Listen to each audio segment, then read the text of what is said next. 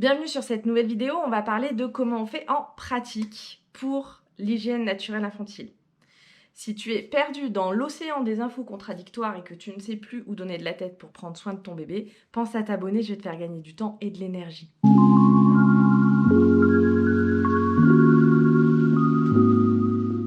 Alors en pratique, comment on fait? On va commencer par repérer les signaux et ses rythmes. Et il y a aussi une troisième botte secrète, c'est ton intuition. Parce que dans tout ça, il y a quand même une grande part d'intuition si tu lui laisses de la place et que tu te décides à l'écouter. Sinon, les signaux, ça va être soit des petits bruits, des gémissements, des grognements, souvent quand il y a des selles, ça c'est assez commun à tous les enfants. De l'agitation, tout simplement. Moi, je me rappelle que Lisa, elle se mettait à pédaler dans les airs. Ça peut aller jusqu'aux pleurs. Voilà, j'ai une copine, du moment qu'elle ouvre la couche, sa fille s'arrête de pleurer et fait son pipi. Elle n'avait pas forcément prévu de faire l'hygiène naturelle et finalement, son bébé l'a invitée. Ça peut aussi se manifester par une interruption, où tout à coup il se fige et le regard est dans le vague. Ça souvent, ça rate pas, c'est souvent un moment où ils sont en train de faire. Ton bébé, il va capter à quels signaux tu vas réagir. Ce qui fait qu'il va privilégier ce que tu captes pour finalement n'utiliser que cela. Les gaz, ça c'est annonciateur à la fois des selles mais aussi de l'urine. Et que ce soit la nuit ou en journée, l'élimination se fait toujours dans une phase d'éveil. Un bébé ne se fait pas pipi dessus en dormant. Ça ne veut pas dire qu'il se réveille complètement. Un bébé peut avoir un micro-réveil, faire son petit pipi et se rendormir. Ça, c'est possible, même pour un bébé à chenille. C'est de cette manière, moi, par exemple, la nuit, il y a eu toute une période où Arthur, il refusait catégoriquement d'être mis sur le pot. Dès que je captais ses signaux et que je le mettais sur le pot, il hurlait. Donc, j'ai arrêté. Il y a toujours des priorités de besoins à évaluer. Et du coup, dans cette période-là, je savais quand est-ce qu'il faisait pipi, il faisait dans sa couche. Par contre, il était hors de question qu'il reste dans le mouillé. Ça, il était très clair là-dessus. Il fallait que je le change. Et quand ce n'était pas le cas, en fait, je ne le changeais pas, je le laissais. Tant que lui, ça lui convient, c'est aussi ça la chenille, c'est respecter là où il en est ton bébé. Donc c'est là que c'est intéressant d'avoir des systèmes adaptés pour changer rapidement dans la nuit. Je le changeais pendant son sommeil et j'avais à ce moment-là les systèmes qui allaient bien pour changer, ni vu ni connu. Lui, il était dans son sommeil, il était au sec. Il y a toujours une alaise en dessous avec un lange pour absorber si ça déborde, si ça m'est arrivé dans la nuit aussi au moment où je le changeais, en fait, la couche était mouillée d'un ancien pipi. Et au final, au moment du change, il faisait le pipi pour lequel il venait en fait de me signifier qu'il avait besoin. Ensuite, pour permettre à ton bébé d'éliminer, tu vas le positionner en position physiologique, c'est-à-dire dans son enroulement, et lui présenter soit au-dessus d'un lavabo, soit au-dessus de la baignoire, d'un évier, d'une bassine, soit d'un pot. Je détaille un peu plus ça dans la vidéo sur le matériel de la chenille. Tu l'enroules au moment où tu penses que c'est le moment. Il élimine pas. C'est ce qui toi aussi va te permettre petit à petit d'affiner. Moi, il y a encore des tas de moments où je me rate. Soit parce que j'arrive trop tard, soit parce que j'ai pas capté, ou soit parce que c'est autre chose. C'est pas ça. Donc à toi de trouver la position qui te convient, à toi et à ton bébé, surtout pour qu'il soit confortable. La position la plus courante, c'est de le garder contre son buste. Son dos repose contre ton thorax ou ton ventre si tu le portes plus bas. Moi, je cale le pot entre mes cuisses. Et c'est là que moi, je recommande un bon pot pour la chenille qui permette en fait de poser ton bébé. Comme je le disais, oui, tu peux te contenter de présenter sur un lavabo et t'épargner l'achat d'un pot. Mais ça veut dire que c'est toi qui portes pendant tout ce temps-là. Et il y a quand même des fois où tu restes un petit moment selon s'il y a des selles, ça peut être vraiment plus long. Et ça, c'est une petite précision là que je tiens à apporter. On ne laisse pas son bébé trop longtemps sur le pot et j'ai même envie de dire en fait c'est quelques minutes à peine. L'idée de la chenille, c'est de repérer les signaux ou le rythme, voire même ton intuition, pour proposer à ton bébé d'éliminer quand tu penses que c'est le moment. Donc en fait, tu vas le mettre sur le pot, sur ta bassine, sur ton lavabo, et si tu as bien repéré ton signal, il va faire pipi immédiatement. Donc il n'y a pas besoin d'attendre. Et il ne faut surtout pas attendre jusqu'à ce qu'il ait fait. J'ai rencontré des parents comme ça qui au début me disaient ah, on peut passer un quart d'heure avec elle sur le pot. Donc ça c'est nocif en fait. C'est très mauvais déjà pour son périnée. Et en plus, tu rentres dans un truc où tu n'es pas du tout dans la communication, tu es dans l'attente.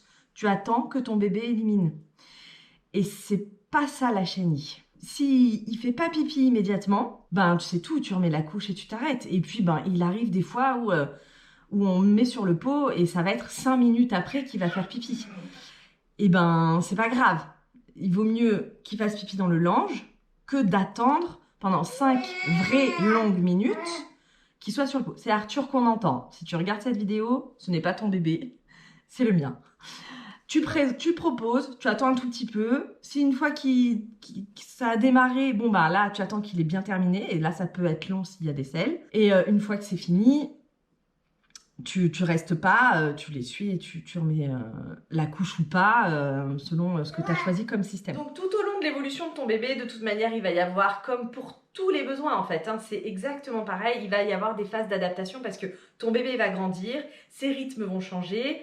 Il y avait un moment, quand il était tout bébé, il tétait un sein, je le mettais sur le pot, ça lui permettait d'être du coup en position d'enroulement, ce qui lui permet d'évacuer les gaz par en haut et par en bas. Il faisait pipi, caca, généralement à ce moment-là c'était systématiquement. Et après, on allait à l'autre sein. Maintenant, dans notre configuration, il se trouve qu'il ne tète qu'un seul sein par tétée. L'allaitement, on aura le temps d'en reparler parce que c'est aussi une grande aventure pour mes 3 enfants, ça elle a été. Et il va plutôt faire pipi après. Il y a des bébés qui vont faire pipi pendant. Donc moi, par contre, j'ai jamais réussi à maintenir mes enfants au sein et sur le pot. Parce que déjà, maintenir mes enfants au sein, c'était très compliqué. Alors rajouter un pot là-dedans, c'était même pas la peine. Et en fait, il se trouve qu'il n'élimine jamais, pratiquement jamais pendant. C'est toujours après. Mais il y a des bébés, ça va être toujours avant. Et puis après, ça va changer d'un mois sur l'autre. Et quand ils vont commencer à faire du 4 pattes, après il va y avoir toutes les acquisitions de la motricité qui vont venir interférer et modifier tous ces rythmes-là. Il y a toujours des phases un peu de chaos. C'est pour ça que je n'ai jamais été 100% sans couche. Moi, j'ai besoin d'être sereine et tranquille. J'ai quand même 2 grandes qui nécessitent aussi mon attention. Il a toujours un lange ou il est toujours installé de manière à ce que, s'il y a un pipi qui part, c'est pas grave. Et donc, tout n'est pas dans le pot. Par contre, il ne reste jamais dans sa couche mouillée. C'est toujours changé. Dans la mesure du possible, tu verbalises. Tiens, tu as envie de faire pipi? Est-ce que je te mets sur le pot? Est-ce que c'est ça dont tu as besoin? Tu peux signer. Donc les signes d'élimination, c'est... Moi, je fais pipi ici sur le thorax. Normalement, c'est en bas, comme ça. Mais je trouve ça compliqué, en fait, d'être dans le champ de vision de mon bébé en le faisant en bas. Donc là, en fait, quand je le fais ici, au moins, il me voit bien. Caca. Tu peux signer pot, ça, je le fais jamais. Je sais que beaucoup utilisent le son pour faire psst, mais moi j'aime pas trop ça. Je trouve que ça, pour moi, c'est très personnel. Je trouve que ça fait très conditionnement. Mais je sais que c'est recommandé par beaucoup de personnes qui transmettent les savoirs de la chenille. Quand tu proposes le pot et que ton bébé il a fait pipi, et dis-le. Ah t'as fait un gros pipi. Ah je vois que t'as fait caca, ça doit aller mieux, ça doit faire du bien. Enfin voilà, tu mets tes formulations pour toi et en fait ça va permettre à ton bébé petit à petit relier ce qui se passe en fait, de comprendre que. Et puis il y a quand même un besoin de constance. C'est sécurisant pour lui de ritualiser un petit peu en fait. Ça s'observe quand on change de peau et que la position n'est pas la même et que ton bébé s'est habitué à une certaine forme de peau, à une certaine position. Et c'est dans ces moments-là que tu te rends compte à quel point, en fait, ils ont quand même une capacité de gestion de leur sphincter et de se retenir. Et du coup, de faire pipi juste après les avoir mis sur le pot. Alors, sache qu'ils ont déjà la pleine maîtrise de leur sphincter. Donc, ils attendent. Et ça, c'est assez incroyable. Même encore aujourd'hui, je suis toujours surprise de la capacité qu'il a d'attendre que j'arrive. Il y a des fois, c'est pas du tout le cas, c'est immédiat. Mais comme je le dis depuis le début, il n'y a rien qui est figé dans la chenille. Il y a des tas de choses qui se passent qu'on ne maîtrise pas. Et là, c'est apprentissage de la surprise dans toute sa splendeur. En ce moment, voilà, ça faisait je sais pas combien de semaines que toutes les nuits étaient sèches.